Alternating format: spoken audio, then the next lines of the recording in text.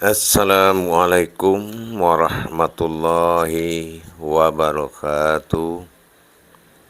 Alhamdulillah. Alhamdulillahi rabbil alamin. Assalatu wassalamu ala ashrafil anbiya'i wal mursalin Sayyidina wa maulana Muhammadin. Asyhadu an la ilaha illallah wa asyhadu anna Muhammadar Rasulullah. Allahumma salli ala Sayyidina Muhammad.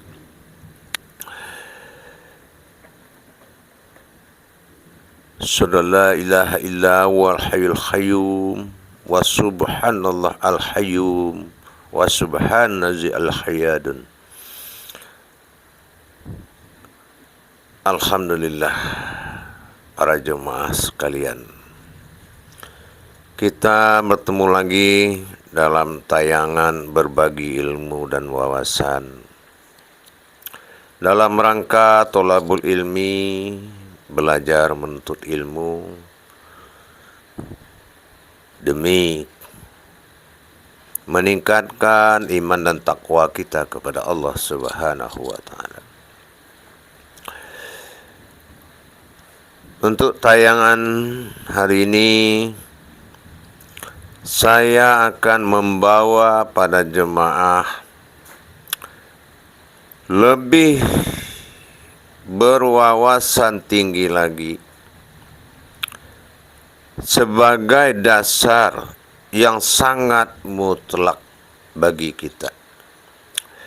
Apabila kajian ini telah kita terima berupa amalan, maka rohani kita itu telah mendapatkan derajat yang sangat tinggi, sehingga martabat daripada diri rohani kita untuk menerima amalan, menjalankan amalan ibadah, menjalankan ma'rifat, serta mendapatkan hidayah.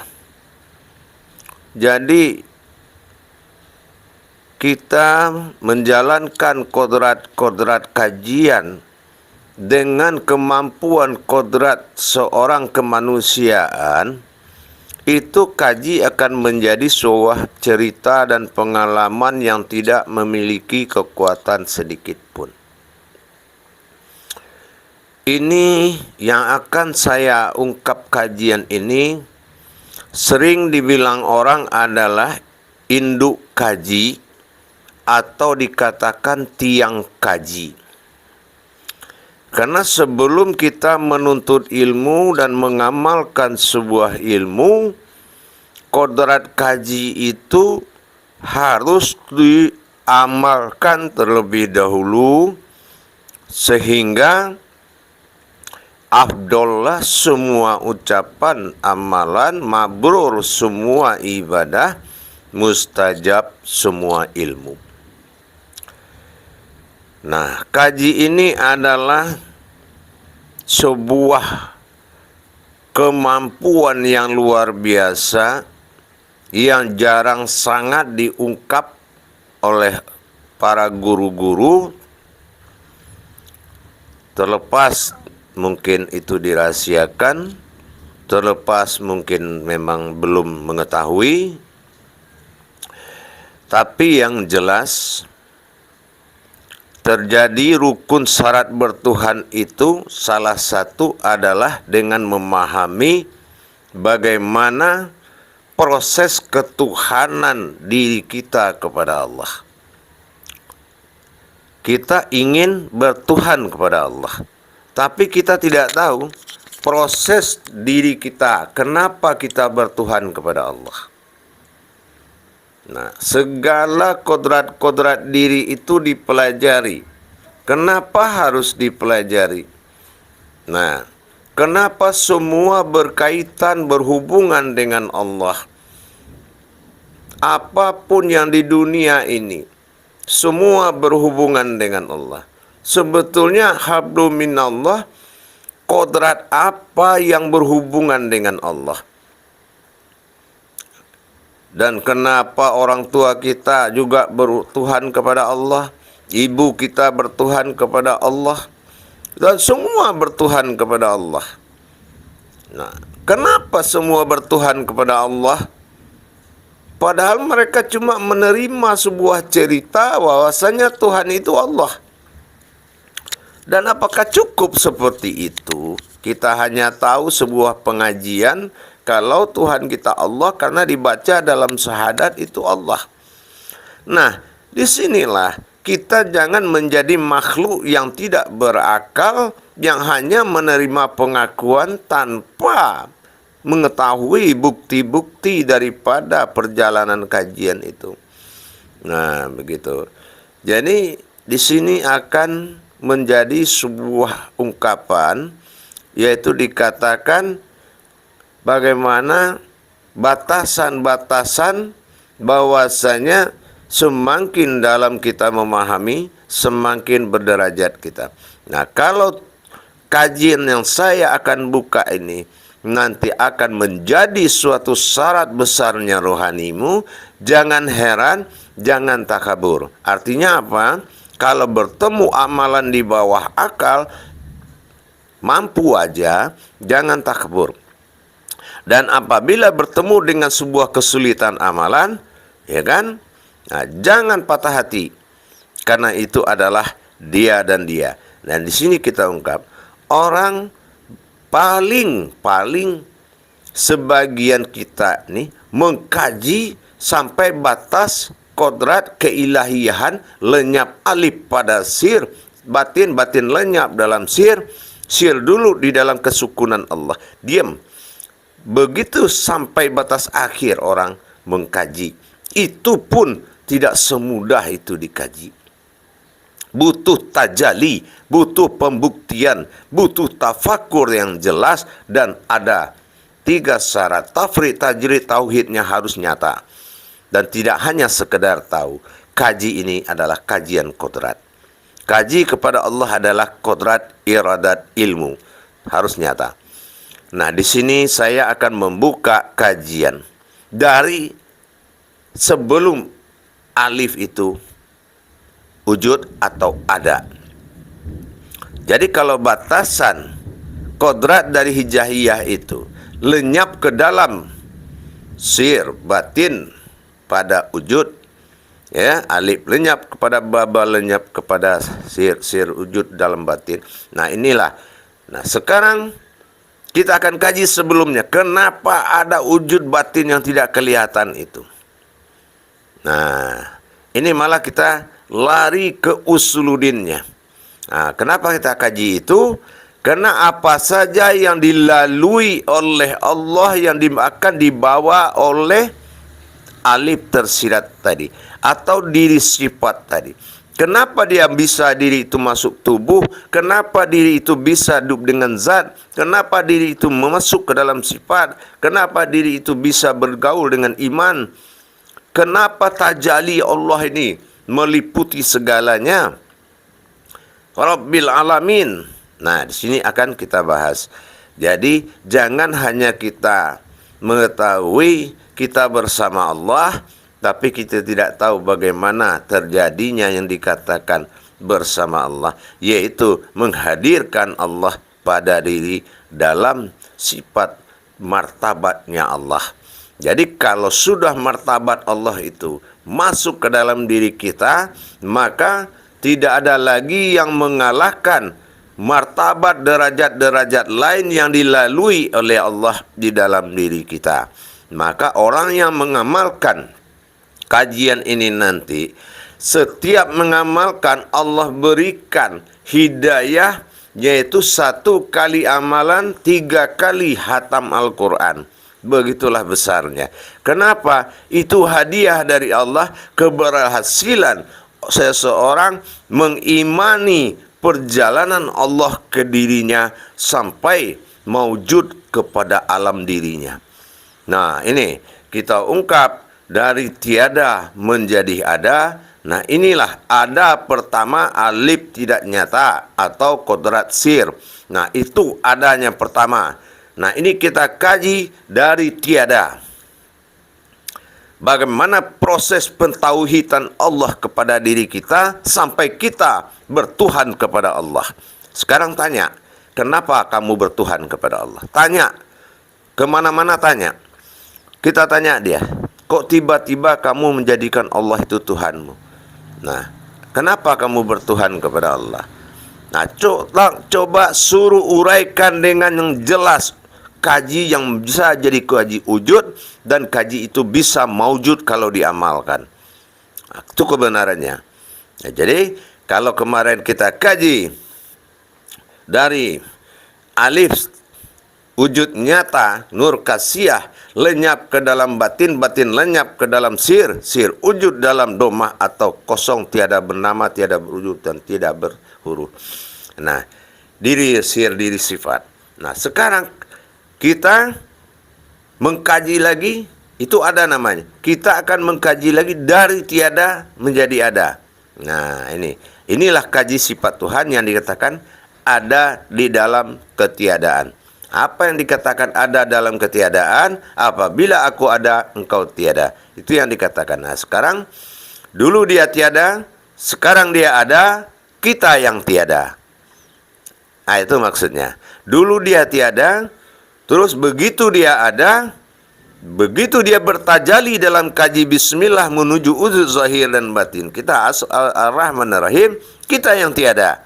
Nah, inilah yang dikatakan namanya beriman kepada Allah. Ada di dalam ketiadaan. Dalam ketiadaan itu apa? Dia punya semua, bukan kita yang punya. Nah, ini kalau dia sudah ada. Kalau dia belum ada, ya kita masih aja mengaku punya. Nah, kita kaji bagaimana dia tiada dulu, baru ada. Pertama adalah alif tersirat yang ada tadi. Nah, begitu dia maujud, baru kita tiada. Nah, kita akan kaji. Jangan hanya bertuhan kepada Allah, tapi tidak tahu bagaimana perjalanan Allah itu kepada diri kita, sampai dia maujud sebagai insan di dunia ini. Wajib dikaji. Kenapa? Dengan kita memahami ini dan mengamalkan nanti melalui sebuah surat, maka derajat rohani kita akan naik besar. Lahu diri akan bertambah, hodam diri akan bergetar, aras-aras diri akan berguncang. Nah, ini kalau kita sudah rohani kita mengalami ma'rifat di saat mengamalkan yang akan kita bahas ini. Nah, inilah pentingnya. Jadi jangan kita berpikir, senang atau ria, jangan. Itu tidak boleh, para jemaah. Jadi saya akan ungkap ada perjalanan Allah ke dalam diri kita. Nah, bahasanya semua bertuhan kepada Allah. Apa saja yang dilalui oleh Allah di dalam pertajalian dirinya kepada wujud batin manusia. Batas ilah itu adalah diri alif. Batas Allah adalah setelah mewujud. Alif itu nyata. Nah, itu baru kapasitasnya Allah. Aftar namanya. Tapi kalau badal, itu dari ketunggalannya yang kita kaji sekarang.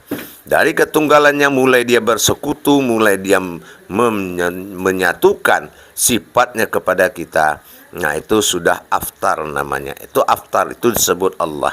Tapi kalau ba'dal itu tunggal, disebut dengan tunggal atau Tuhan atau ilah. Baik para jemaah, saya akan mulai. Allah memiliki 7 perjalanan besar ke dalam diri manusia. Nah, inilah ya. Tapi kalau dia sudah berjalan kepada Rahman dan Rahim, itu namanya milah. Nah ya, itu namanya milah. Itu kalau perjalanan setelah wujud dia. Ada sirnya itu di dalam batin, itu baru itu. Nah, itu mulai dia bersifat Allah nanti.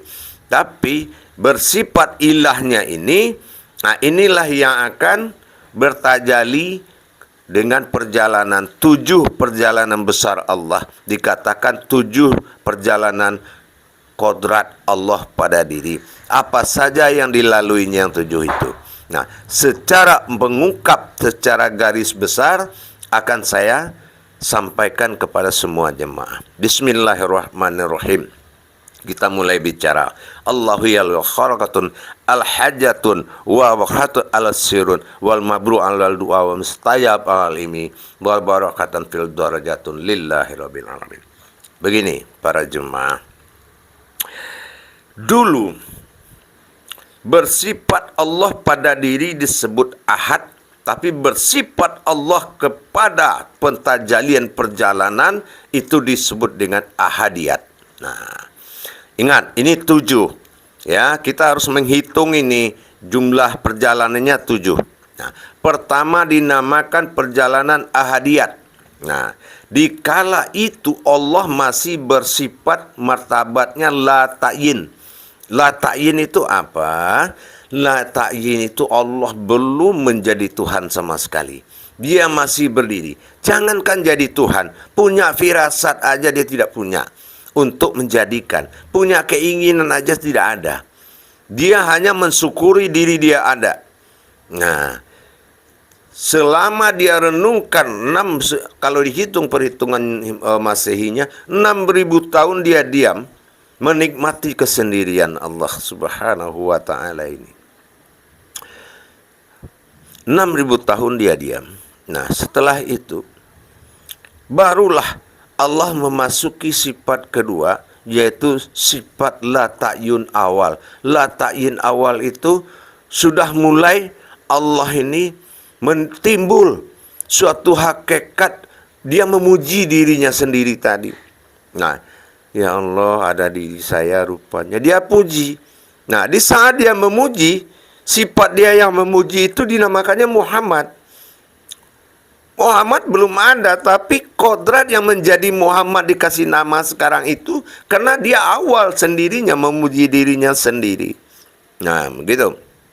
Dia puji, ya ampun, ya rupanya ada diri saya. Duh, bersyukur saya punya diri. Kalau dulu dia wujud ada, dia tidak mengaku ada diri. Setelah dia merenung beliau 6.000 tahun, akhirnya teringat, sadar, rupanya ada diri dia. Itulah ta'yun awal.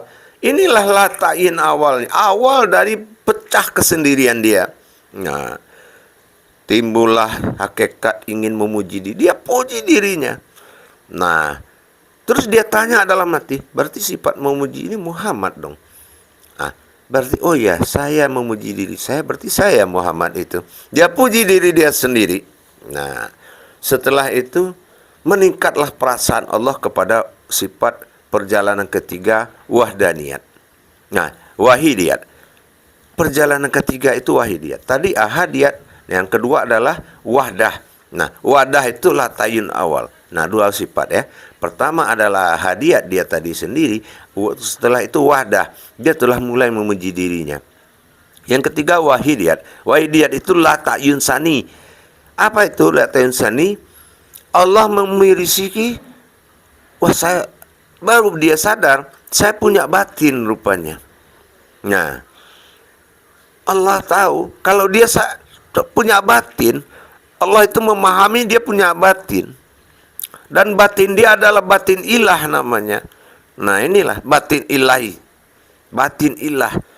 Dinamakan batin itu bernama ilah. Ilah itu nama batin. Ya. Jangan lupa, ilah itu nama batin. Batinnya Allah. Jadi beda dengan batin manusia. Jadi makanya ada batinu, al-batin, dan ada batiniah. Nah, ini al-batin, al-batinu. Nah, jadi baru dia sadar rupanya punya batin. Nah, dengan memiliki batin tadi, maka Allah menghendaki sebuah tempat yang sangat murni. Allah berkehendak mencari dan ingin mendapatkan tempat yang sangat murni. Nah, tempat yang sangat murni ini bukan suci, bukan apa. Mungkin suci, Allah lebih suci pada tempat. Namanya adalah tempat yang paling murni. Nah, ini dinamakan Thanizil Khadim. Alam yang sangat bagus dan pasti. Dan murni banget.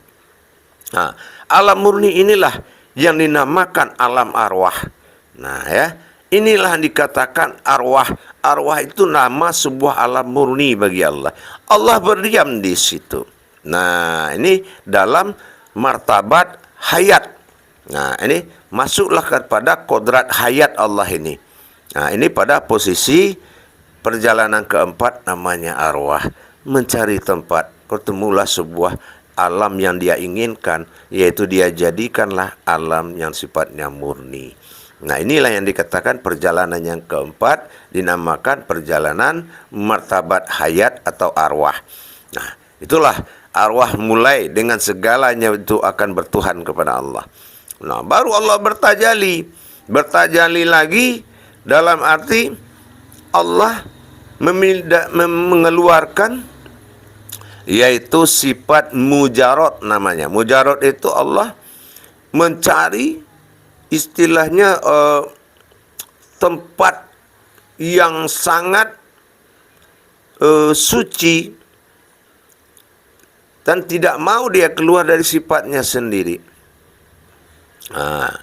Jadi kalau Allah sudah memiliki perjalanan dari empat tadi, maka dia mencari tempat yang murni. Nah, tempat yang murni yang dia harapkan setelah arwah itu, dia masuk lagi ke dalam arwah itu. Dia cari tempat yang sangat bagus sekali. Nah, dan dia di situ memasuki suatu sifat dinamakan misal. Nah, alam arwah itu bernama misal. Alam misal ini, disitulah Allah mendirikan batin, memimpin, menerima. Nah, inilah yang dikatakan alam misal itu adalah alam bapa bagi diri kita. Ya, Allah telah masuki alam orang tua, alam bapa kita. Maka Allah mulai mendidik. Maka Allah mulai menyayangi. Baru dia ngerti mencintai. Dia ambil alam misal itu, dia pakai sama Allah. Kodrat alam misal itu. Makanya melawan orang tua itu durhaka, karena Allah memiliki sifat misal. Nah, alam misal itu adalah sifat bapak kita, itu adalah sifatnya Allah yang telah diakui oleh Allah dengan misalnya tadi.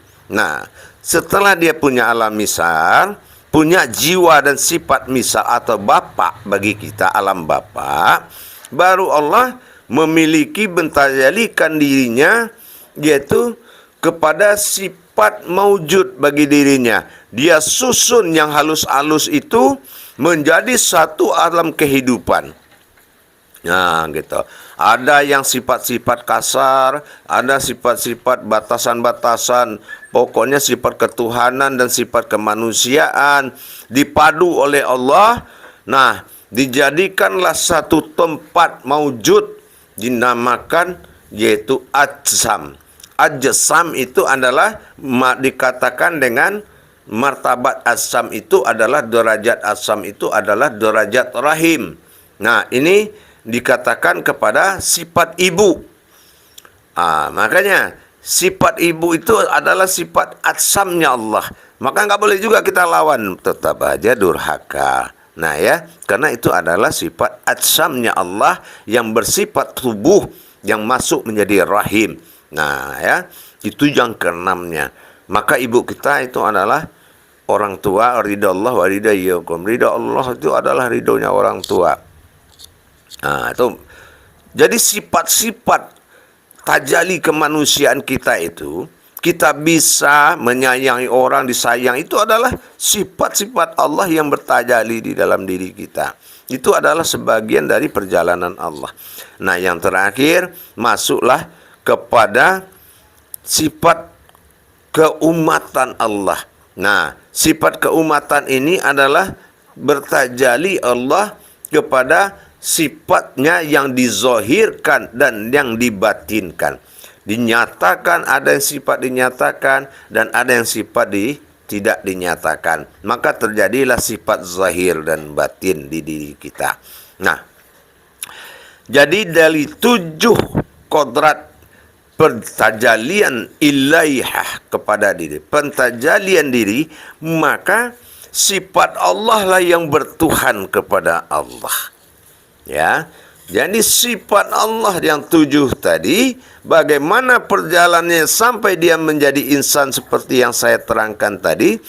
Inti setelah ayatnya kita bongkar, maka pandanglah perjalanan itu sampai titik wujud sir alif yang ada dalam diri.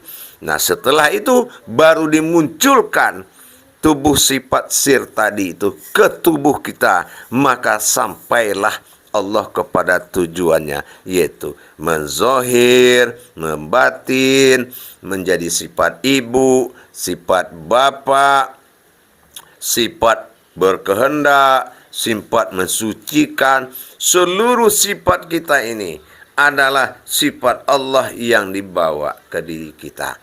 Nah, inilah perjalanan 7 derajat Allah di dalam diri kita sampai maujud menjadi sirnya Allah yang duduk alif ilang di dalam sukun di alam tanizil kadim tadi. Di situ berhentinya. Dari situ baru diberangkatkan ke milahan. Makanya milah namanya bismillah itu. Baru milah dia menuju Rahman dan Rahim. Nah, inilah tajalli sirullah dari tiada menjadi ada. Tajaliullah dari ada menjadi nyata. Nah, itulah sifat ilah dan sifat Allah. Allah menjadi Rabbil Alamin, Tuhan sifat ilah menjadi innas, ilahinas, Tuhan manusia. Awal Tuhan pada diri beda dengan awal Tuhan pada agama. Awaluddin ma'rifatullah, awal agama adalah Allah, awal diri adalah Tuhan. Inilah awal diri kita. Ini wawasan yang saya berikan, kajian yang sifatnya hakikat. Nah, makanya dari perjalanan antara dua kodrat tadi, ternyata lebur ketuhanan setelah dia masuk maujud alif itu, setelah dari tiada menjadi ada, maka dia maujud kepada berdiri alif muncul lagi dalam bis tadi, mi'illah rahman rahim. Maka ini akan menjadi manusia, keisanan manusia. Disinilah Allah mengikhlaskan dirinya dengan benar-benar ikhlas. Tahu sendiri manusia seperti apa. Nah, diikhlaskannya. Sudah diingatkan oleh air, api, angin, tanah sebagai kodratnya. Jangan. Nanti kalau jadi manusia susah. Ya Allah, kami takut nanti berdosa semuanya gini-gini. Kamu tidak tahu rasa rindu saya bagaimana rasanya. Saya mengabdi ke diri saya sendiri. Saya butuh umat. Dan umat itu harus saya. Saya butuh hamba. Hamba itu harus saya. Jadi sifat-sifat yang kita pakai semuanya, adab-adab yang kita pakai itu terjadi. Kenapa 7? Ini sama kita mengkaji kehamilan perjalanan kita dalam tubuh rahim ibu kita. Maka kelipatannya cuma 7. Kehamilan ke ibu kita yang berada di dalam itu, nah, itu hanya 7 bulan. 7 bulan 8 diam masa tafakur persiapan. 9 baru melangkah, karena 9 adalah kali berapa aja 9. 9 kali 2 18, 189. Derajat Allah yang paling tinggi yang tidak bisa dilawan setelah 9. Itu langkah Tuhan, angka 9. Jadi di 8 itu langkah manusia. 8 itu 20 bersifat. Jadi di 8 bulan itu Allah menggodok dirinya untuk menjadi manusia, menjadi keinsanan manusia dalam 20 sifat. Maka 8 itu 20. Jam 8 Hijriahnya 20. Berarti 20 sifat. Itu di 8 bulan. Tapi dari 1 sampai 7 itu bersifat. Nah, disinilah Allah apabila dilihat ke dalam, ditinjau, Allah dikawal oleh malaikat yang sangat dimuliakan Allah. Yaitu malaikat yang benar-benar dikatakan sebagai malaikat dirinya manusia. Nah, Allah dikawal sama malaikatnya Allah. Benar-benar luar biasa perjalanan Allah tadi. Beliau dikawal oleh malaikat-malaikatnya Allah. Benar-benar luar biasa. Nah, gitu. Jadi para jemaah sekalian, wujud kita mengkaji dari tiada menjadi ada, itu dinamakan usuluddin diri. Nah, itu usuluddin diri namanya. Dari tiada menjadi ada. Nah, itu dikaji itu sama kita. Nah, sampai wujudnya menjadi ada. Alif sampai muncul. Bayangin, dari tiada menjadi ada. Itu maka dikatakan kalau bertuhan itu ada di dalam ketiadaan. Dulu dia tiada, saya ulang lagi. Begitu dia wujud, sampai batas alif sir, begitu dia mau masuk, mewujud kepada keinsanan, kita yang tiada. Nah, itulah rumus bertuhan. Jadi, itu yang dikatakan kaji menghilangkan aku tadi. Jadi, kalau sudah akunya Allah maju, hilangkan aku kamu, karena dia akan berubah menjadi dia. Makanya ke bawah hu, ke atas dia, napas itu. Nah, itu. Ya. Maka Allah dikawal. Di saat perjalanan tajalli Allah, di dalam hukum kerahiman ibu, maka ada 4 malaikat besar yang mengawal perjalanan itu. Makanya 4 besar itu adalah bersifat di saat ada wujud air ketuban ibu, di situ marwah Jibril duduk. Begitu lahir, begitu mawujud pada hari-hari, disitulah marwah Israfil itu berdiri. Begitu berubah menjadi darah, disitulah marwah Israel itu berdiri. Dan begitu dia mawujud menjadi suatu tali pusar, mau menuju perjalanan, barulah marwah berdiri, marwah Mikail. Jadi Jibril, Israfil, Mikail, itulah yang rahimnya Allah yang membungkus, bermirip ketuban, bermirip ari-ari, bermirip darah, dan bermirip tali pusar. Itu adalah jelmaan malaikat di dalam berpeluk-pelukan dan di dalam menjaga, berwasilah kepada Allah Subhanahu wa taala untuk mengawal sampai masa 7 bulan. Nah, begitu para jemaah. Nah, di sini dinyatakan oleh Allah, dilahirkan kitab kebesaran Allah, dilahirkan kitab keesaan Allah, surat kebesaran Allah. Nah, disinilah pecah 7-nya Al-Ikhlas. Apa yang dikata? Pertama, kita mengkaji tadi itu dalam masa ahad ya. Nah, di sini qul huwallahu ahad. Nah, di sini kodrat, tapi ayat ini menjatuh kepada amalan diri. Ya, amalan diri, tapi pandangan kita ke perjalanan Allah tadi. Yang kedua adalah Allahus Samad. Allahus Samad itulah dikala Allah bersifat wahdah tadi. Bersifat wahdah tadi itu baru timbul hakikat ingin memuji dirinya sendiri. Ini Allahu Ahad. Nah, baru Allahus Samad. Allahus Samad ini adalah wahidiyat. Allah sedang bersifat wahidiyat. Wahidiyat ini tadi adalah Allah baru merasakan adanya batin di diri. Nah, yang Allah Samad, lam yalid. Nah, lam yalid ini masuk kepada Allah dalam posisi martabat hayat namanya, kodrat hayat. Nah, itulah alam masa arwah tadi. Suatu alam yang sangat ditunggu-tunggu oleh Allah, yaitu alam murninya Allah. Alam murni ini disebut alam arwah. Arwah itu nama alam murninya Allah. Nah, jadi kalau itu setelah itu baru lam yalid walam yulad. Nah, ya kan? Walam yulad itu adalah masuk ke dalam masa misalnya Allah. Nah, lam yulad itu makanya orangnya nggak diperanakan. Nah, itu bapak. Ya, masa misal. Nah, bapak itu nggak beranak, makanya lam yalid. Nah, tidak beranak. Nah, itulah laki-laki, masa misal, masa bapak. Baru walam yulad. Nah, itulah masa atsam. Nah, masa atsam itu adalah masa rahim. Nah, diperanakan. Nah, itulah orang yang beranak. Nah, itulah masa ibu, masa rahim, masa ibu. Nah, barulah walam yakul masa kufuan ahad. Nah, walam yakul lahu kufuan ahad. Dan barulah masuk ke masa lahu atau alam rahimnya Allah, yaitu alam insan. Nah, alam insan inilah walam yakul lahu kufuan ahad. Jadi semuanya itu adalah tajalliyullah. Ahad awal, ahad akhirnya. Jadi begitu para jemaah sekalian, baru wujudlah beliau ini. Jadi dalam perjalanan ilahnya sampai milahnya, balik lagi lillah, ilah, milah, lillah. Jadi bolak-balik ya. Dari tiada menjadi ada langsung mawujud, ya kan? Itulah milah. Nah, ilah, milah, baru kita balik kepada Allah, lillah. Nah, itu. Jadi ilah, milah, lillah. Nah, itulah tauhid ilahiyah tadi, cara berhubungan dengan Allah. Jadi kita sadar berjamaah, kalau kita merenungkan qul huwallahu ahad, lihat di saat itu dia sendiri. Lam yalid, Allahu samad, Allahu samad. Nah, kita baca Allahu samad, kita ingat, baru dia memuji dirinya. Nah, lam yalid, kita ingat, masuk kepada sifat arwah. Walam yulad, masuk dia masa ibu. Walam yakul lahu kufuwan ahad, masuk dia kepada masa insan.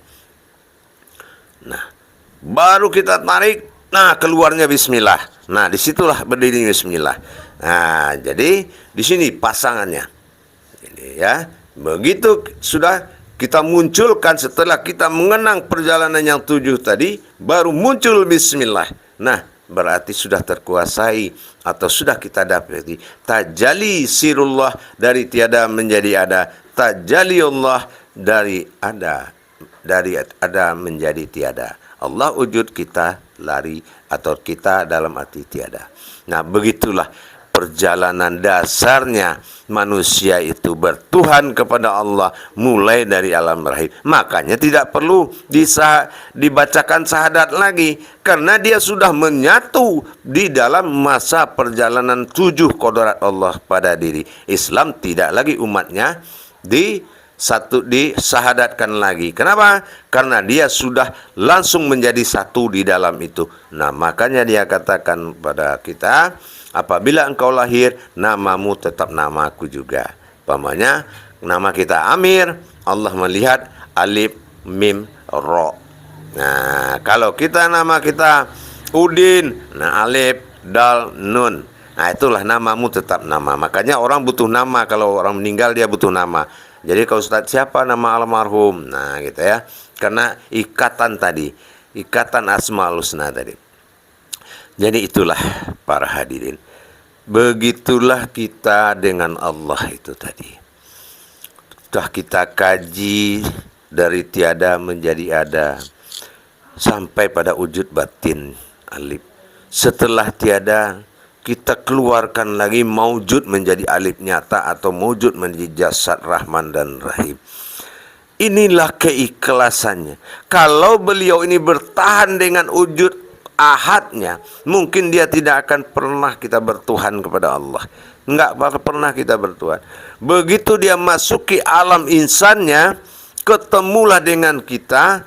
Itulah keikhlasan Allah menjadi diri kita itu. Itulah yang kita puji. Maka barang siapa yang melihat Al-Ikhlas saat dia baca, maka Allah hadiahkan hatam 3 kali hatam Al-Quran. Coba pahalanya. Jadi kalau kita baca 3 kali mau tidur, tapi kita ingat 7 perjalanan tadi, berarti kita telah mendapatkan 9 pahala khatam Al-Quran. Alhamdulillah, inilah tiang kaji, inilah kodrat kaji. Membesarkan rohanimu setelah dapat kaji ini, baru kamu bisa menjemput amalan. Inilah pohon kaji, ya. Pohon itu adalah kodratnya. Nah, kalau kita mengamalkan yang sunnah-sunnah itu ranting, ya. Nah, ranting biasa patah, daun biasa gugur, buah biasa busuk. Jangan diamalkan itu. Yang diamalkan kodrat. Kalau itu keindahannya. Kalau pohon nggak ada daun, nggak ada ranting, nggak indah. Nah, inilah keindahan Allah. Itulah sunnah-sunnah tadi, ya. Nah, itu. Jadi para jemaah sekalian, ini wawasan saya berikan. Amalkanlah Al-Ikhlas itu. Sesungguhnya itu adalah perjalanan besar Allah. 7 perjalanan besar tadi yang dikawal oleh 4 malaikat tadi. Mudah-mudahan Allah buka mata batinmu untuk dilihat oleh kamu perjalanan Allah, sampai Allah itu ikhlas menjadi kamu. Wa huwa ma'akum aina ma kuntum. Kalau sudah dia di kamu, wa huwa ma'akum, hu itu dia, ma'akum kum itu kamu, aina maka saya ma kuntum adalah kamu. Inilah yang diartikan di mana engkau berada, di situ Allah itu ada.